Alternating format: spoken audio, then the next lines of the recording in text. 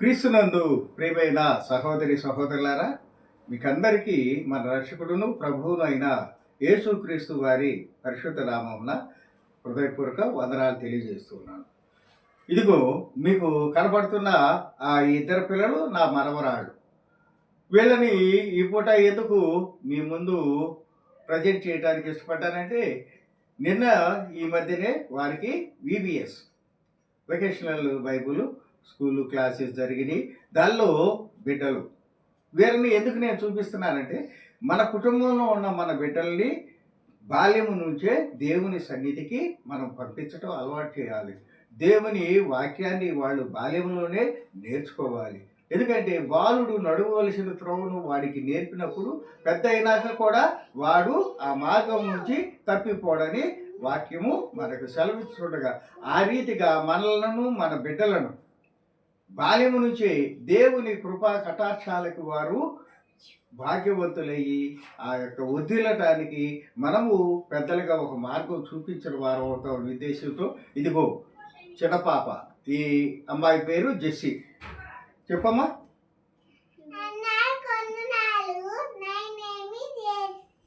యుగయుగములు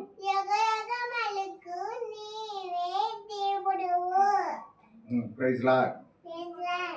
ఎట్లా అన్నారు చేతులు? Praise lord. అటుకెళ్ళే చూసి ప్రైజ్ లార్డ్ అన్నారు. ఓకే. ఈ పాప పెద్ద అమ్మాయి జోకేషిక అమ్మాయి జూనియర్స్ దానిలో విబిఎస్ క్లాసుల్లో ఉంది. ఇప్పుడు దేవుని వాక్యం చెబుతుంది. అందరికీ వందనాలు. నా పేరు కలిసి నేను చెప్పబోయే కంటక వాక్యం యోహాను 3:16. దేవుడు లోకమును ఎంతో ప్రేమించును, కాగా ఆయన తన అద్వితీయ కుమారునిగా పుట్టిన వాని యందు విశ్వాసం ఉంచే ప్రతివాడును నశింపగా నిత్య జీవము పొందునట్లు ఆయనను అనుగ్రహించిన. Thank you. విన్నారు కదా బిడ్డలు, చిన్న బిడ్డలు, మీరు కూడా మీ ప్రార్థనలో మా చిన్న బిడ్డలు మనవరాళ్ళని గురించి ప్రార్థించాలని మనస్ఫూర్తిగా కోరుకుంటున్నాను. ప్రియ సహోదరి సహోదరులారా, బిడ్డలని నేను మీ ముందుకు తీసుకురావడంలో ప్రత్యేక ఉద్దేశం ఏంటంటే, రోజులు చెడ్డవిగా ఉన్నవి. చాలా మిచివస్గా పిల్లలు తయారవుతున్నారు. మనము ఒక తరము బిడ్డలంటే, ఒకవేళ దేవుడు రెండవ రాకడ ఆలస్యమైతే వారే రాబోయే తరానికి క్రైస్తవ ప్రతినిధులుగా ఉండవలసిన బిడ్డలు కనుక వారిని బాల్యము నుంచే మనము మంచి మార్గంలో వారిని నడిపించడానికి ప్రయత్నం చేస్తే మనము ఒక తరానికి మనము మార్గము చూపించిన వాళ్ళు అవుతాం. కాబట్టి మన కుటుంబాల్లో ఉన్నటువంటి బిడ్డలు కూడా ఇదిగో ఈ ఎండాకాలము నాకు తెలిసి ప్రతి సంఘములో ఏదో ఒక కోణంలో ఏదో ఒక రూపేణ చిన్న బిడ్డల కోసము, సండే స్కూల్ పిల్లల కోసము ఈ యొక్క విబిఎస్ క్లాసులు జరుగుతూ ఉండటం మనం చూస్తూ ఉంటాం.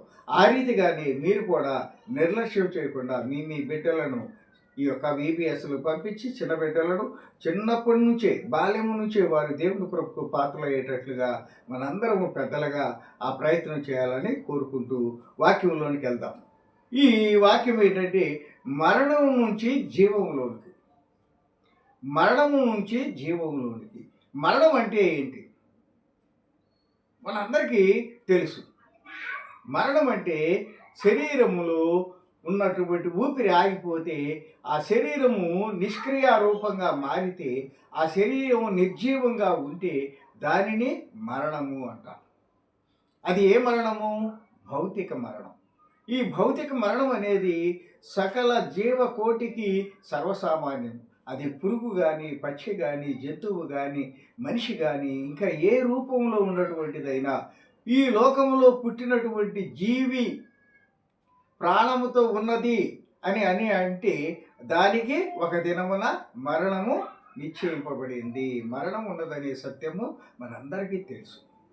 అయితే ఇప్పుడు సహజంగా మనం మాట్లాడుకునేటటువంటి మాటల్లో మరణం గురించి మాట్లాడుకుంటే అది ఈ లోకపరమైన మరణం గురించి ఉంటుంది. కానీ క్రైస్తవ విశ్వాసులుగా, క్రైస్తవ బిడ్డలుగా మన మాటల్లో ఏముంటుందంటే, పరిశుద్ధ గ్రంథపులోని ఆత్మీయ మరణము గురించి, ఆత్మీయ జీవం గురించి ఉంటుంది. ఏమిటి ఆత్మీయ మరణము, ఏమిటి ఆత్మీయ జీవనము అంటే మన ఆత్మ దేవుడిచ్చినటువంటి దీపం.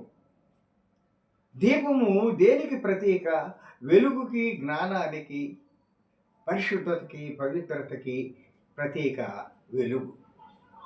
దేవుడు వాక్యములో మనకి ఈ సత్యాన్ని, ఈ జ్ఞానాన్ని, ఈ యొక్క జ్ఞానాన్ని మనకి అందుబాటులో ఉంచాడు. ఎందుకని? ఆ వెలుగులు, ఆ వాక్యపు వెలుగులు ఏది న్యాయము, ఏది అన్యాయము, ఏది సత్యము, ఏది అసత్యము తెలుసుకొని ఆ యొక్క మార్గాన్ని ఎంచుకొని నీ జీవన గమ్యాన్ని నిర్ణయించుకోవడం కోసము, నిర్దేశించడం కోసము ఏర్పాటు చేయబడింది. ఇప్పుడు మనం చెప్పుకుంటున్నటువంటి ఈ మరణము ఎలా వచ్చింది? మరణము జాతస్య మరణము ధ్రువం అని మనం చెప్పుకోవటం వింటాము. ఇవన్నీ చాలా ఉన్నాయి. పుట్టినా వాడు గిట్టక తప్పదని, అవి గిట్టిన వాడు మళ్ళీ ఇవి మనము నమ్మేటటువంటి మాటలు కాదు. అయితే లోకంలో ఉన్నటువంటిది. అయితే ఇప్పుడు మనము చెప్పుకుంటున్న మరణము ఎక్కడి నుంచి వచ్చింది?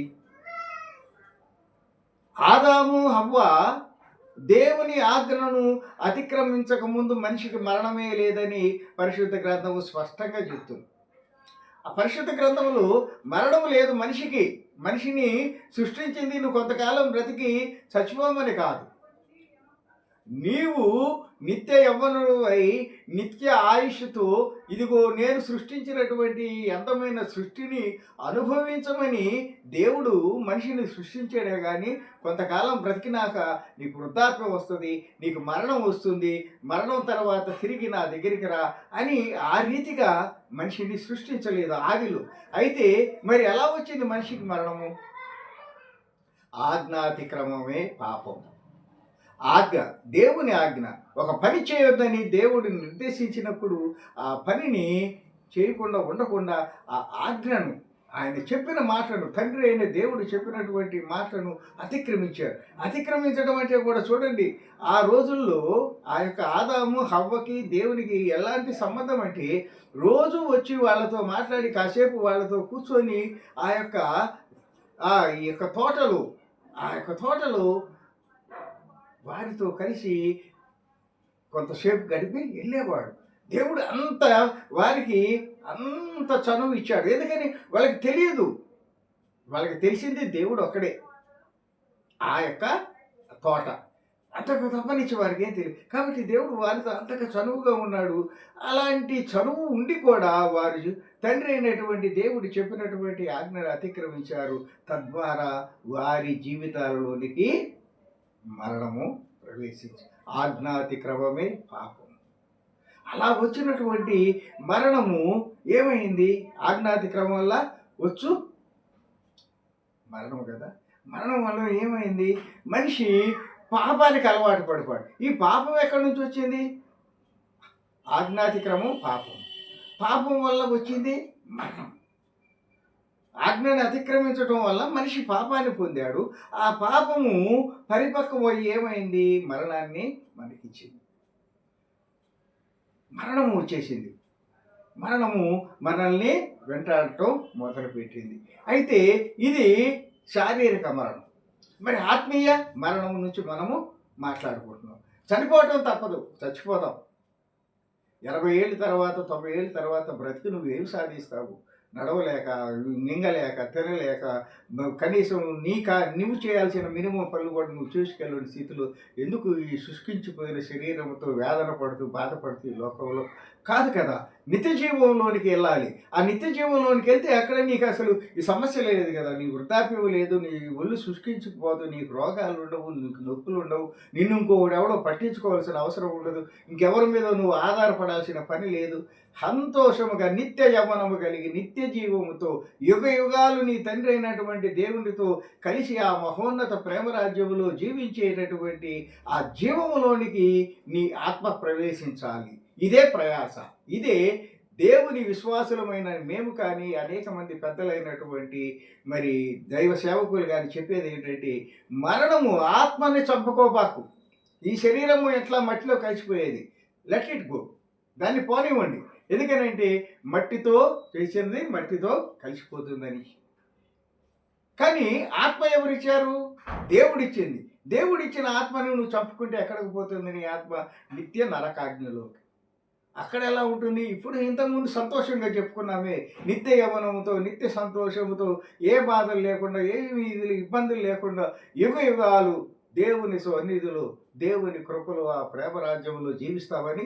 అలాగే ఇక్కడ రక్షింపబడకుండా చనిపోయిన నీ ఆత్మ, నువ్వు ఇక్కడ ఎంత సంతోషంగా రక్షింపబడినటువంటి బిడ్డ ఆత్మ ఎంత సంతోషంగా ఇక్కడ దేవుని సన్నిధిలో ఉందో, అంతగా దానికి పూర్తిగా వ్యతిరేకంగా ఇదిగో నిత్య నరకాగ్నిలో నీ ఆత్మ యుగ యుగాలు తరతరాలు అగ్ని గంధకాలతో మాడుతూ మాడుతూ మాడి మసి అయితే సంతోషం, కానీ ఇక్కడ పురుగు చావదు, అగ్ని ఆరదు.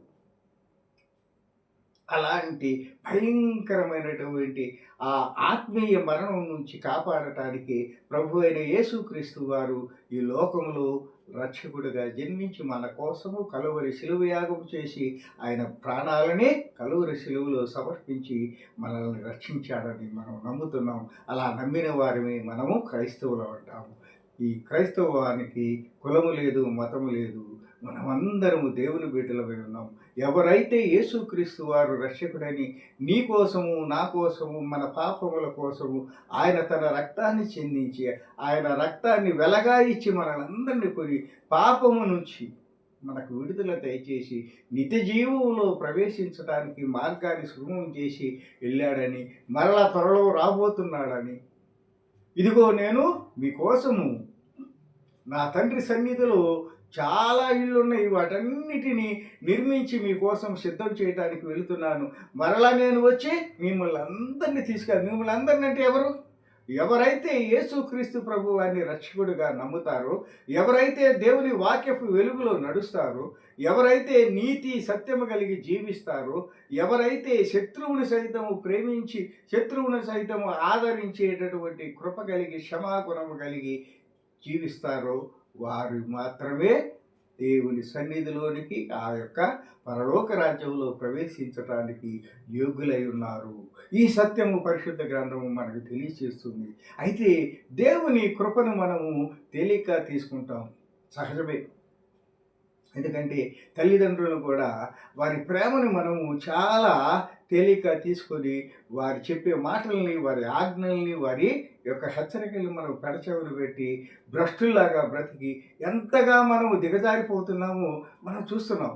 ఈ కాలపు బిడ్డలు, యవ్వన బిడ్డలు ఎలా ఉన్నారు?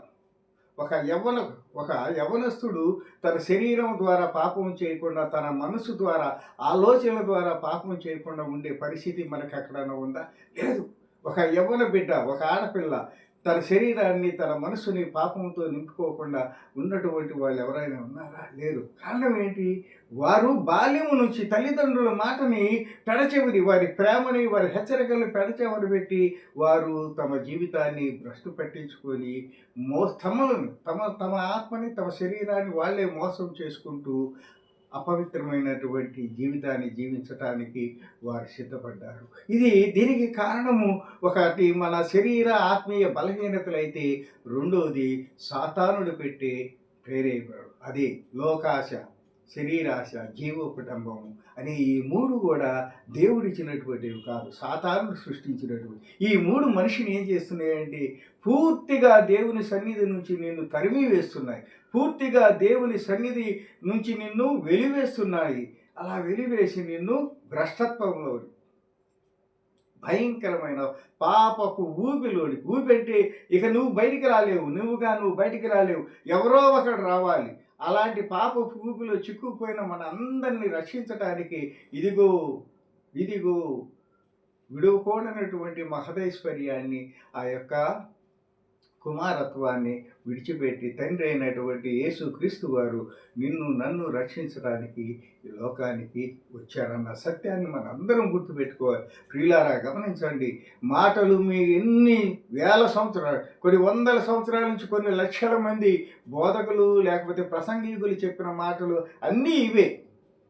ఈ చెవితో వింటున్నాము, ఈ చెవితో వదిలేస్తున్నాం. కొంతమంది అయితే ఆ వినటానికి కూడా సిద్ధంగా లేరు. టైం వేస్ట్ అనుకుంటున్నారు. కానీ ఆ చనిపోయిన తర్వాత నీ ఆత్మ నరకాగ్నిలోకి పడి అగ్ని గంధకాలతో నరకయాతన అనుభవిస్తున్నప్పుడు అప్పుడు ఇదిగో ఆ బ్రతికి ఉన్న రోజుల్లో ఈ ప్రసంగికులు ఈ సేవకులు చెప్పిన మాటను నిర్లక్ష్యం చేసి నా ఆత్మని ఇలా చంపుకున్నానా, ఇలా నాశనం చేసుకున్నానా, ఇలా ఎంతకాలము, ఒక రోజు కాదు, 2 రోజులు కాదు, ఒక సంవత్సరం కాదు, 2 సంవత్సరాలు కాదు, యుగ యుగాలు యుగ యుగాలు ఈ అగ్ని గంధకాల్లో నా ఆత్మ ఇలా తగలబడాల్సిందేనా అనే వేదనతో, అనే బాధతో, ఏడుపులతో, పళ్ళు కొరుకులతో నీవు ఆ నిత్య నరకాగ్నిలో ఆ యొక్క శ్రమలు అనుభవించే పరిస్థితి నువ్వు పోవాలంటే, నాకు పోవాలంటే, మన అందరికి పోవాలంటే దేవుని వాక్యాన్ని నమ్ముదాం.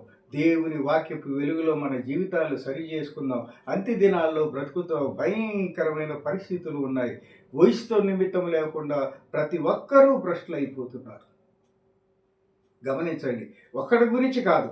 ఒకప్పుడు ఎవరన్నా ఒక ఊళ్ళో, ఒక పల్లెలో ఎవడన్నా ఒకడు తాగేవాడు, లేకపోతే ఎవడన్నా పని పాట లేనివాడు ఉంటే వాళ్ళని చూసి వీడు పనికి మాలోడు, ఈ ఊరికి పట్టిన దరిద్రం అనేవాడు. అలాగే ఎవడన్నా పని పాట లేనివాడు చూస్తే ఈ ఊరికి వీడొక దరిద్రంలాగా తయారయ్యాడు. కానీ ఇవాళ అలాంటి వాళ్ళే గ్రామం నిండా వెళ్ళిపోయారు. తాగిన వాడు లేడు, మోసం చేయని వాడు లేడు, అబద్ధాలు ఆడని వాడు లేడు, ఎదుటివాడి సొమ్ము దోసుకోవటం తప్పనే భావించే మనిషే లేడు. కాబట్టి ప్రియమైనటువంటి సహోదరి సహోదరులారా, నా మాట ఆలకించండి. సత్యాన్ని, దేవుని వాక్యపు సత్యాన్ని, ఈ వాక్యం చెప్పేది నేను కోటేశ్వరరావు కావచ్చు, ఇంకొకటి కావచ్చు. వాక్యంలోని సత్యం, ఈ సత్యము నిన్ను రక్షణలోకి నడిపించాలి. ఈ సత్యము నిన్ను నరకాగ్ని నుంచి తప్పించేదై ఉండాలి.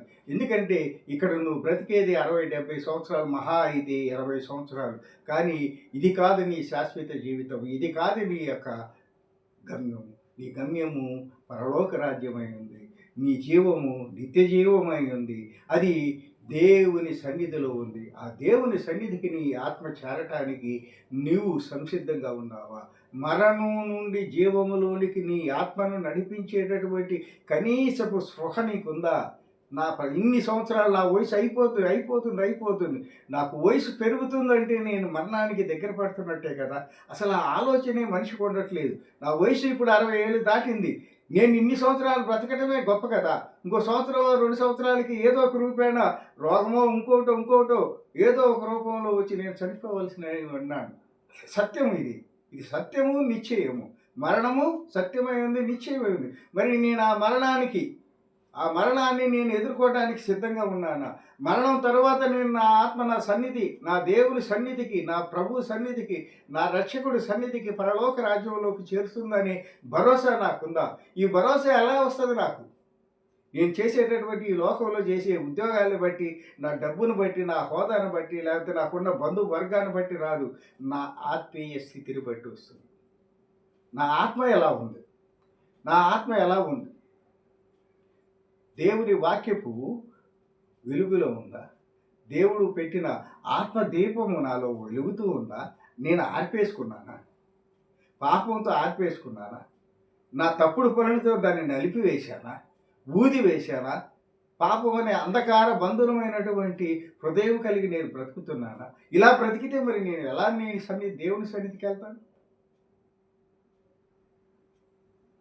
ఇది కదా మనుషులు. ఎందుకంటే తెలివి తక్కువ వాడు ఎవడూ లేడు. దేవుడు అందరికీ జ్ఞానం ఇచ్చాడు, అందరికీ వివేచన ఇచ్చాడు. మీరెందుకని కాదు, మనం ఎందుకని ఆలోచించలేకపోతున్నాం? నా ప్రవర్తన ఇలా ఉంటే దేవుని సన్నిధికి నా ఆత్మ ఎలా చేరుతుందని ఆ కనీసపు ఇంగిత జ్ఞానము మనకు ఎందుకు ఉండట్లేదు అంటే కేవలం అదేంటంటే దేవుని ప్రేమను నిర్లక్ష్యం చేస్తున్నాం. ఈ కృపాకాలం గతించిన పిమ్మట ఏ ప్రభు ప్రేమనైతే మనం నిర్లక్ష్యం చేశామో ఆయన తీక్షణుడై, మహాశక్తివంతుడై, మహా ఉగ్రతతో ఈ భూమి మీదకు వచ్చినప్పుడు మనుషులు దేవుని విశ్వసింపని వాళ్ళు, దేవుణ్ణి యేసుక్రీస్తు ప్రభువాన్ని రక్షకుడుగా అంగీకరించిన వాళ్ళు పర్వతాల చాటుకి, గుంతల్లోకి, చెట్లు చాటుకి, బండల చాటుకి దాక్కోవడానికి పరిగెత్తుతారు. వాక్యము స్పష్టంగా చెప్తుంది. ఎందుకని? ఆ దేవుని ఉగ్రతను చూడలేక. నిన్నటిదాకా నీవు ఏమనుకున్నావు? ఆ యేసుక్రీస్తు ఏముంది, చచ్చిపోబోయే ముందు బాప్తీసం తీసుకున్నావు అని అట్లా నిర్లక్ష్యం చేసావా? చూసావా, మరణం నీకు చెప్పకుండా వచ్చేసింది. నువ్వు బాప్తిస్మం తీసుకోకముందే, నీ తప్పులు నువ్వు తెలుసుకొని ప్రభు పాద సన్నిధిలో నువ్వు రక్షణ పొందకముందే మరణం వచ్చేసింది. ఇప్పుడు నువ్వు తప్పించుకోలేవు, నువ్వు అలా చనిపోయావు. కానీ బ్రతికి ఉండి కూడా దేవుడు బ్రతికి ఉండగానే నీకు సమయం ఇస్తే కూడా దాన్ని పట్టించుకోకుండా నువ్వు పతనం అయిపోయి ఇప్పుడు బండల చాటుకి చెట్టు చాటుకి దాక్కోవడానికి పరిగెత్తుతున్నావు. ఎవరు నిన్ను కాపాడు. కాబట్టి మనము మరణం నుంచి జీవంలోనికి ఎలాగ వెళ్ళాలో, మనుషులము మన ప్రవర్తన ఎలా ఉండాలో కొన్ని విషయాలని చెప్పుకుందాం. కీర్తనలు 116వ అధ్యాయము 3వ వచనం. కీర్తనలు 116వ అధ్యాయము 3వ వచనం. మరణ బంధములు నన్ను చుట్టుకొని ఉండెను, పాతాళపు వేదనలు నన్ను పట్టుకొని ఉండెను, శ్రమయు దుఃఖమును నాకు కలిగెను. ఏం చేస్తే ఇవి వచ్చినాయి నీకు? ఈ వాక్యములు దావీదు గారు మనకి ఏం చెబుతున్నాడు? ఆయన జీవితంలో ఆయన దేవుని చిత్తానుసారమైనటువంటి దాసుడే, కానీ కొన్ని పొరపాట్లు చేశాడు, కొన్ని తప్పులు చేశాడు. చేయటం మానవ సహజమండి. తప్పు చేయని వాడు ఎవడో లేడు. పాస్టర్ అవ్వచ్చు, ఇంకోటి అవ్వచ్చు, ఎవడైనా సరే, వీఆర్ ఆల్ సిన్నర్స్. మనందరం పాపులు. ఎందుకని? మనం పుట్టుకతోనే పాపులు. కాబట్టి ఆ పాపము లేని వాడమని చెప్పుకోవడానికి ఎవడికి హక్కు లేదు, అధికారం లేదు. కాబట్టి ఇక్కడ ఏమంటున్నాడంటే, మరణ బంధములు నన్ను చుట్టుకొని ఉండెను. ఒప్పుకోవాలి అది. మరణ బంధములు నన్ను చుట్టుకొని ఉండెను. బంధములు అంటే నిన్ను చంపేసే బంధాలు అంటే ఏంటి? ఏం బంధాలు? నువ్వు చేసే వ్యభిచారము, నువ్వు చేసే ఇంకొకటి తాగుడు, జోదము, ఇంకొకటి అమాయకులు మోసం చేయటము, పేదవాళ్ళని దౌర్జన్యంగా వాళ్ళ ఆస్తుల్ని ఆక్రమించటం, చేయకూడని పనులు అనేకం ఉన్నాయి. గంజాయి అమ్ముకునేవాళ్ళు, మత్తు పదార్థాలు అమ్ముకునేవాళ్ళు, ఈ రకరకాలు ఉన్నాయి. ఇవన్నీ ఇవాళ ఏంటంటే వ్యాపారాలుగా చలామణి అవుతున్నాయండి. ఒకప్పుడు మనుషులకి ఆరోగ్యకరమైనవి అమ్మితే వాటిని వ్యాపారం అన్నారు. ఇవాళ మనుషులు అమ్మే వాటిని కూడా వ్యాపారాలు అంటున్నారు. వాటికి మినిస్టర్లు వచ్చి రిబ్బన్ కట్టింగ్ చేసి వెళ్ళిపోయే పరిస్థితుల్లో అంతగా పతనమైనటువంటి మానవ సమాజంలో బ్రతుకుతున్నాం. కాబట్టి మరణ బంధాలు, నీ మరణానికి, నీ ప్రాణానికి, నిన్ను చంపివేయడానికి ఇవన్నీ కారణమైనవి. తాగేవాడికి, బాగా తాగేవాడు లివర్ ఫెయిల్ అవుతుంది. ఈ గుట్కాలు వేసుకునేవాడికి క్యాన్సర్ వస్తుంది. ఇంకోటి చేసేవాడికి ఇంకోటి వస్తుంది. మరణ బంధనాలు నీవు నీ పాపాల వల్ల నీ శరీరానికి, నీ యొక్క ప్రాణానికి తెచ్చుకున్నటువంటి మరణ బంధాలు నన్ను చుట్టుకొని ఉండే. నువ్వు ఎటు చూసినా నేను చేసిన పాపాలే నా చుట్టూ కనపడుతున్నాయి. ఎందుకని? నేను ఏనాడు నీతిగా బ్రతకలేదే, బ్రతకాలని ప్రయత్నం చేయలేదే. కాబట్టి ఏమైంది? మరణ బంధములు నన్ను చుట్టుకొని ఉండెను, పాతాళపు వేదనలు నన్ను పట్టుకొని ఉండెను. ఇక మరణం దగ్గరకు పోయి, పాతాళం అంటే నరకం. నరకానికి వెళ్ళడానికి కావలసినటువంటి పనులన్నీ నేను చేశాను. వేదన పెడతాను. చనిపోయేటప్పుడు అయ్యో నేను ఆ తప్పు చేశాను, ఈ తప్పు చేశాను అనుకుంటే అట్లా? దేవుడిచ్చిన ఆయుష్కాలం అంతా నేను ఇష్టానుసారంగా తిరిగి నీ ఇచ్చలవిడి బ్రతికి ఇప్పుడు చనిపోయే సమయం వచ్చేసరికి వాటిని గుర్తు చేసుకుంటే అట్లా? రక్షణ సమయాన్ని ఏమో నిర్లక్ష్యం చేసేవి. ఇప్పుడు మరణం వచ్చి నీ నెత్తి మీద కూర్చున్నప్పుడు అయ్యో అంటే? అందుకని ఇదే అనుకూల సమయము. దేవుడు నీకు నాకు ఇచ్చిన ఇదే అనుకూల సమయము. ఆ అనుకూల సమయంలో నీవు రక్షణ పొంది దేవుని సన్నిధికి చేరితే నువ్వేమవుతావు? మరణ బంధాల నుంచి తప్పించబడతావు. పాతాళపు వేదనలు నిన్ను విడిచిపెడతాయి. శ్రమయు దుఃఖాలు నీకు దూరం అవుతుంది. అదే ఇక్కడ ఈ 3వ వచనంలో మనం నేర్చుకునేది ఏంటంటే, దావీదు గారు చెప్పే మాట ఏంటి? మరణ బంధములు నన్ను చుట్టుకొని ఉండును, నా ప్రవర్తన వలన నా పాపాలు నన్ను మరణానికి లాక్కెళ్తున్నాయి. పాతాళపు వేదనలు నన్ను పట్టుకొని ఉండెను. నన్ను ఈ యొక్క నరకానికి తీసుకెళ్ళడానికి కావాల్సిన అన్ని రీజన్స్, అన్ని కారణాలు, అన్ని రకాలుగా నాకు పట్టుకొని ఉండెను. నన్ను వదిలిపెట్టట్లా. ఒకసారి పాపము, అందుకనే అంటారు తప్పు చేయటానికి మొదటిసారి, రెండోసారి ఇక అది అలవాటు అయిపోయింది. అది దొంగతనం కానీ, వ్యభిచారం కానీ, త్రాగుడు కానీ, ఇంకోటి కానీ, మత్తు పదార్థాలు కానీ, ఒకసారి 2 సార్లు దానికి అదేదో ముందు హాబీగా అలవాటైంది. తర్వాత ఏమైంది? ఫోను ఎడిక్ట్ అయిపోతే collapse, there and shiver life. కాబట్టి అలాంటి భయంకరమైన స్థితికి మన ఆత్మ, మనము వెళ్ళకుండా మనల్ని మనం కాపాడుకోవాలి. అప్పుడు ఏం చేస్తుంది?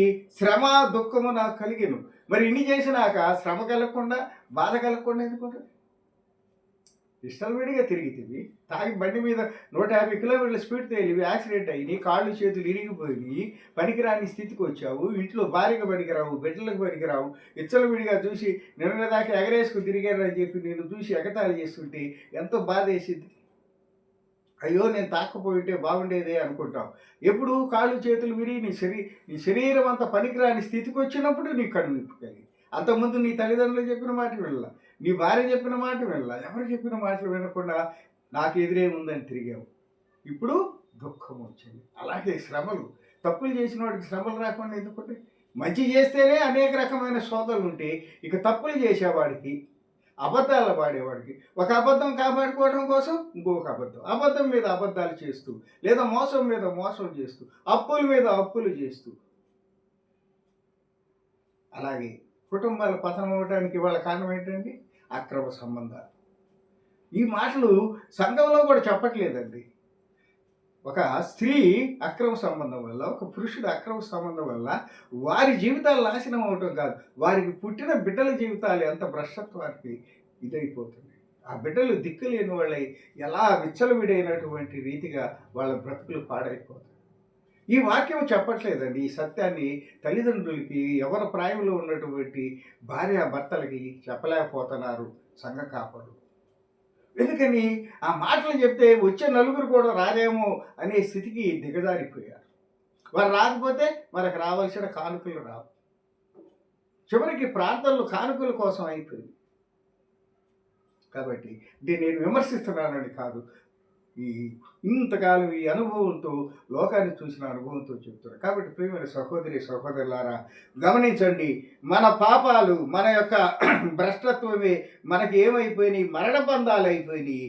పాతాళపు వేదన నన్ను పట్టుకొని ఉండెను, శ్రమయు దుఃఖము నాకు కలిగాను. మరి ఇటు నుంచి ఎట్లా విడుదల?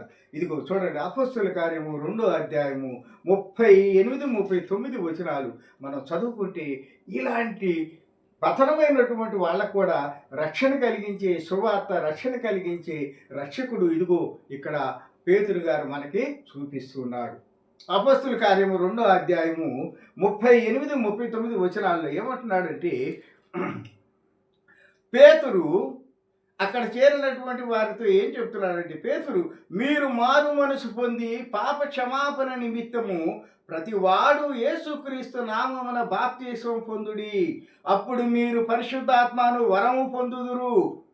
ఈ వాగ్దానము మీకును మీ పిల్లలకును దూరస్తులందరికీ, అనగా ప్రభువైన మన దేవుడు తన యొద్దకు పిలిచిన వారికి అందరికీ చెందునని వారితో చెప్పెను. Praise the Lord. This is the faith. ఇదే విశ్వాసము, ఇదే నమ్మకము, ఇదే క్రీస్తు రక్షణ. ఏమంటున్నాడు పేతురు గారు? మీరు మారు మనసు పొంది. మారు మనసు అంటే, బాప్తిసం అంటే అసలు లెక్క లేకుండా పోయిందండి. మారు మనసు అంటే ఏంటి? 2 మాటలు ఎక్కడ? మారు మనసు. ఇంతకుముందు నా మనసుని మార్చుకో. అరే ఇంకా నువ్వు మారవా, నీ బుద్ధి మారదా అంటారు చూసారా? ఆ మార్పునే మారు మనసు అంటాం. అంటే యు గెట్ న్యూ హార్ట్, మంచి మనసు, నూతనమైన హృదయాన్ని తెచ్చుకో. ఆ భ్రష్టమైనటువంటి మనసును వదిలేసి నూతన హృదయాన్ని స్వీకరించు. That leads you to glory. నిన్ను అది గొప్ప మార్గంలోనికి, నిన్ను ఉన్నతమైన స్థితికి తీసుకెళ్తుంది. అదే అంటున్నాడు, మీరు మారు మనసు పొంది. ఎవరు మారు మనసు పొందాలి?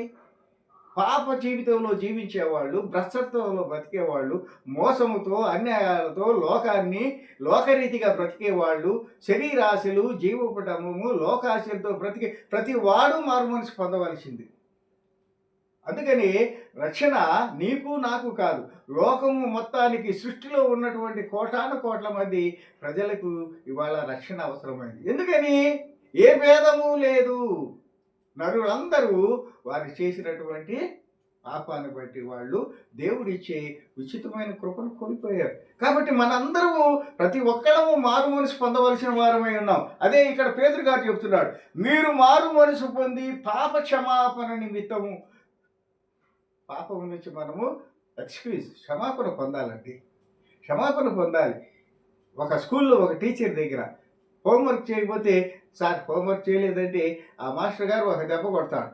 లేకపోతే రేపు తీసుకురా, చేసి తీసుకురా అంటాడు. అలాగే తండ్రి దగ్గర తప్పు చేసినప్పుడు తండ్రి మందలిస్తాడు. వీ అక్కడ ఎప్పుడైతే అది తండ్రి దగ్గర మన దోషము ఆ యొక్క మాటతో క్షమాపణతో ఇదైపోతుందో మన హృదయం ప్రశాంతంగా ఉంటుంది. లేకపోతే ఆ అబద్ధము లేకపోతే ఆ మోసము మన హృదయంలో పెట్టుకుంటే అది భారం అయిపోతుంది రోజు రోజుకి. మా నాన్న కనపడంగానే ఆయన జేబులో తీసిన డబ్బుల విషయం నాకు ఎప్పటికప్పుడు నన్ను పొడుస్తూ ఉంటుంది. కానీ అదే నాన్న నాకు నిన్న అవసరమై నీకు చెప్పకుండా 10 రూపాయలు తీసుకున్నాను అంటే what is there my son అని కనుక మా నాన్న నాతో అంటే దేరెడతాను.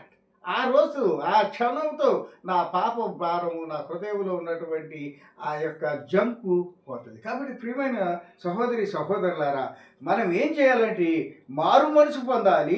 అలాగే అంతకుముందు చేసినటువంటి వాటి విషయమై పాప క్షమాపణ. ఎందుకని మన వెనక జీవితం అంతా భయంకరమైన జీవితం కదా.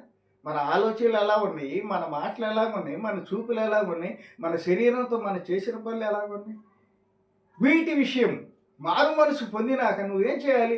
నా యొక్క గతకాలపు పాపాలన్నిటి నిమిత్తమై నేను పాప క్షమాపణ పొందాలి. అదే అంటాడు, పాప క్షమాపణ నిమిత్తము ప్రతి వాడు యేసుక్రీస్తు నామమున బాప్తిసము పొందుడి. రక్షకుడు మన ప్రభు అయిన యేసుక్రీస్తు వారి నామం పేరట మనం ఏం చేయాలి? బాప్తిసం. ఎందుకని? బాప్తిసం అంటే పునర్జన్మ అండి. బాప్తిసము అంటే పాపము నుంచి విడుదల పొందటం, పాత జీవితాల నుంచి నూతన జీవితంలోనికి ప్రవేశించడం, అదే పునర్జన్మ. నీటి ద్వారా పునర్జన్మను పొందటము బాప్తిసము. ఎవరి నామమున? యేసుక్రీస్తు నామమున బాప్తిసం పొందితే నీవు పాపపు జీవితం నుంచి నూతన జీవితంలోనికి నూతనమైన మనసుతో నూతనమైన వ్యక్తిత్వంతో నీవు రక్షింపబడిన బిడ్డగా బయటకు వస్తావు. అప్పుడు నీ మొహంలో ఒక తెలియని తేజస్సు, నీ హృదయంలో తెలియని ఒక ప్రశాంతత, నీ మాటలో పవిత్రత, నీ చూపులో పవిత్రత, నీ ప్రవర్తనలో ప్రవర్తన. ఎంత గొప్ప భాగ్యం చూడండి. ఎలా సాధ్యమైంది? పరిశుద్ధుడైన యేసుక్రీస్తు వారి నామమున నీవు తీసుకున్న బాప్తిసము పునర్జన్మ నీలో మార్పు తీసుకొచ్చింది. ప్రతి వాడు యేసుక్రీస్తు నామమున బాప్తిసం పొందుడి, అప్పుడు మీరు పరిశుద్ధాత్మను వరం పొందుదురు. ఎప్పుడైతే నీవు నూతన సృష్టిగా మార్చబడతావో, ఎప్పుడైతే యేసు పరిశుద్ధ నామమున నీవు బాప్తిసం పొందుతావో, అప్పుడు ఏమొస్తుందండి? ఆదరణకర్త అయిన పరిశుద్ధాత్మ నీలో ప్రవేశిస్తాడు. అప్పుడు దాకా ఎవరున్నారు? మనల్ని పతనం చేసిన సాతాన ఆత్మ ఉంది, ప్రేతాత్మ ఉంది, దరిద్రపాత్మ ఉంది.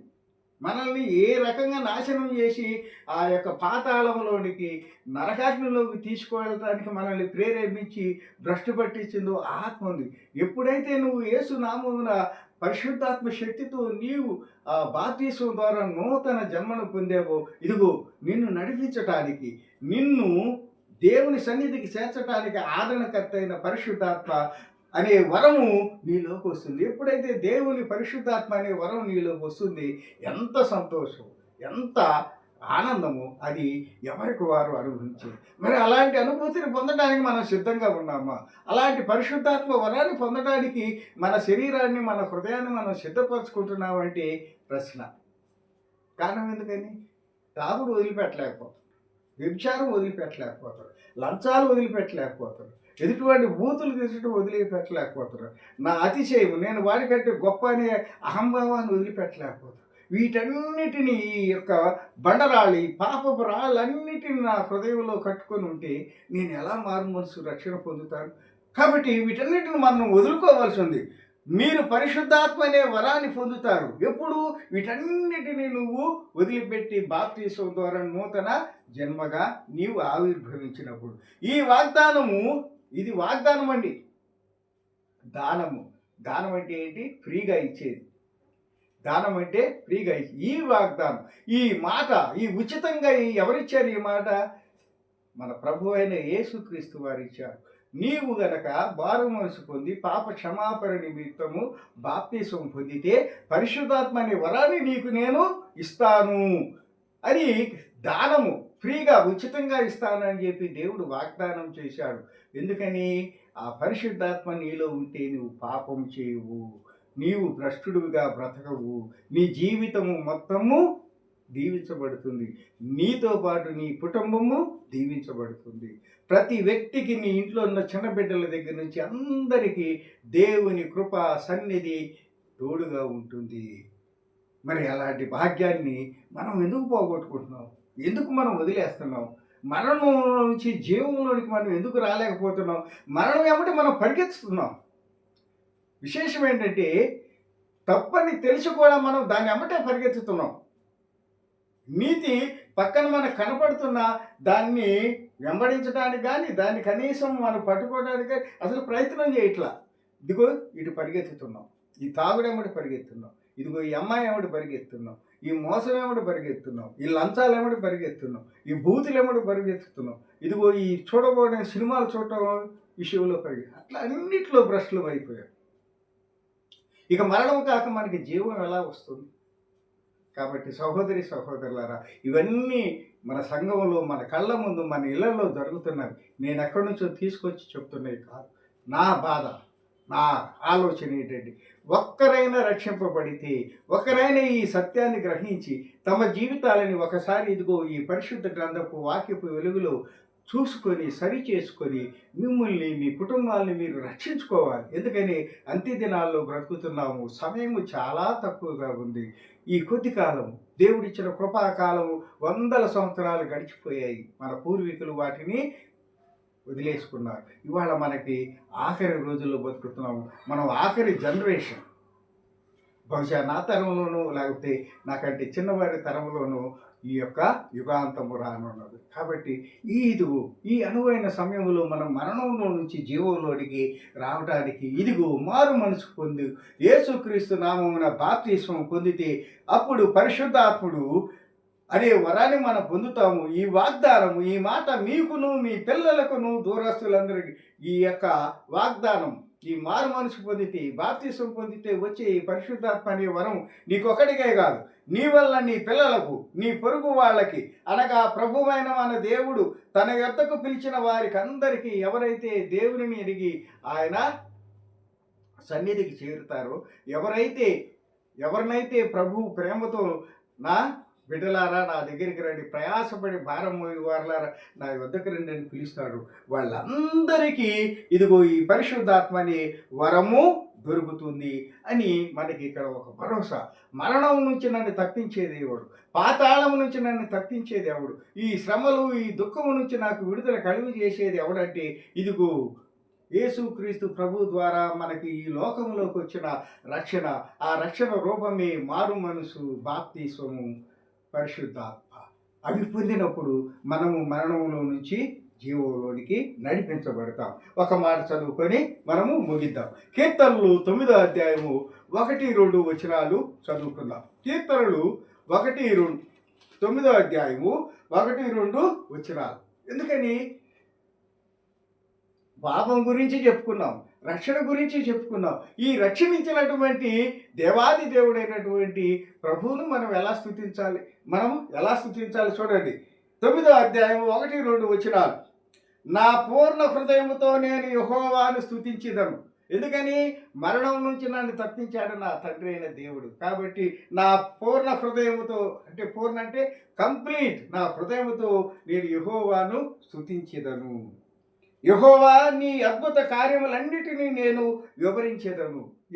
నా జీవితంలో నువ్వు చేసిన అద్భుతాలు ఎన్ని చేసావు తండ్రి, ఎన్ని ప్రాణాపాయం నుంచి నన్ను కాపాడావు, నాకు తెలియకుండా ఎన్ని ప్రమాదాల నుంచి కాపాడావు. నన్నే కాదు, నన్ను ప్రేమించి నాకు ఇచ్చిన నా భార్యనేమి, నా బిడ్డలేమి, నా తల్లిదండ్రులేమి, నా అక్క తమ్ముళ్ళేమి, అందరినీ, నా కుటుంబాన్ని, నా రక్త సంబంధికులు అందరినీ కాపాడావు. అద్భుతాలు చేసావు వారి జీవితాల్లో, నా జీవితాల్లో. కాబట్టి ఇన్ని అద్భుతాలు చేసిన తండ్రి, నిన్ను కొనియాడటానికి నా నాలుక శక్తి సరిపోదు. ఎందుకని? అంతగా మిక్కుటమైనటువంటి మేలులు చేసినటువంటి నా తండ్రి, నీ అద్భుత కార్యములన్నిటినీ నేను వివరించెదను.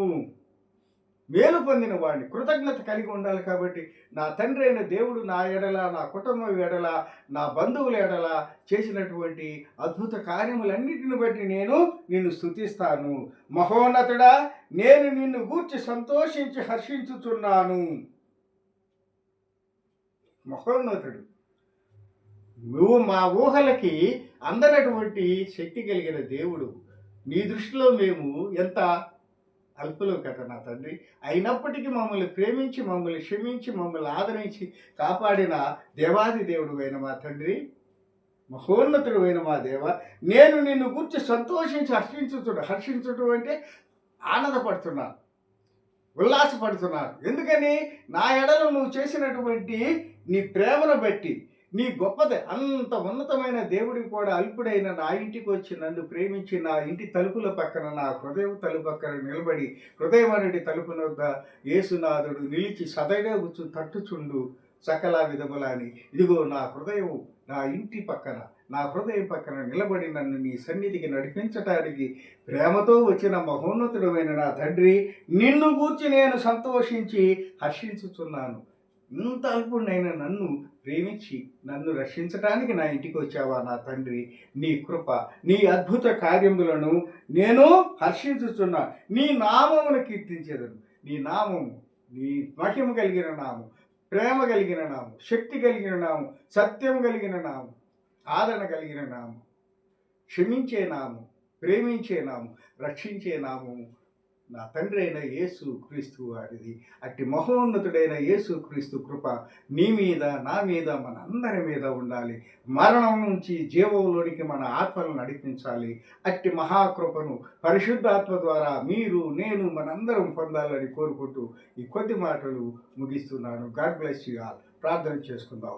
మహాకృప కలిగిన మా తండ్రి, దయగల యేసు నాయన, ఇంతవరకు మమ్మల్ని అందరినీ సజీవ లెక్కలో ఉంచి, ఇదిగో నాయన యూట్యూబ్ ద్వారా మీ సువార్తను ప్రకటించడానికి నాకు ఇచ్చిన ఈ గొప్ప భాగ్యమును బట్టి, ధన్యతను బట్టి వేలాది స్తుతులు, స్తోత్రం. నా తండ్రి, వింటున్నటువంటి యూట్యూబ్ ద్వారా వింటున్నటువంటి బిడ్డలందరినీ నాయన దర్శించండి. నాయన కఠినమైన హృదయాలను నాయన మీరు కరిగించండి. మీ వాక్యపు శక్తితో వారిలో జ్ఞానమును వెలిగించండి. నాయన అంత్య దినములో బ్రతుకుతుండగా బిడ్డల హృదయాలు కఠినమైన నాయన మీ వాక్యాన్ని నిర్లక్ష్యం చేయకుండా మీ కృపను బట్టి నాయన మరణం నుంచి, పాతాళము నుంచి వారి ఆత్మలను నాయన రక్షించుకున్నట్టుకు మీ సన్నిధికి చేరి మారు మనసు, బాప్తీసము, పరిశుద్ధాత్మ వరమును పొంది నాయనా మీ నామమును మహిమపరుస్తూ మీ యొక్క శక్తిని నాయన ధ్యానం చేసుకుంటూ జీవితాలను ధన్యపరుచుకొని మీ పాద సన్నిధికి పరలోక రాజ్యము చేరున్నట్లుగా కృప చూపమని ఈ కొద్ది మానవులు మా తండ్రి రక్షకుడైన యేసు ప్రభువు పేరట అడిగి వేడుకొనిచున్నాం తండ్రి. ఆమేన్. అందరికీ వందనాలు.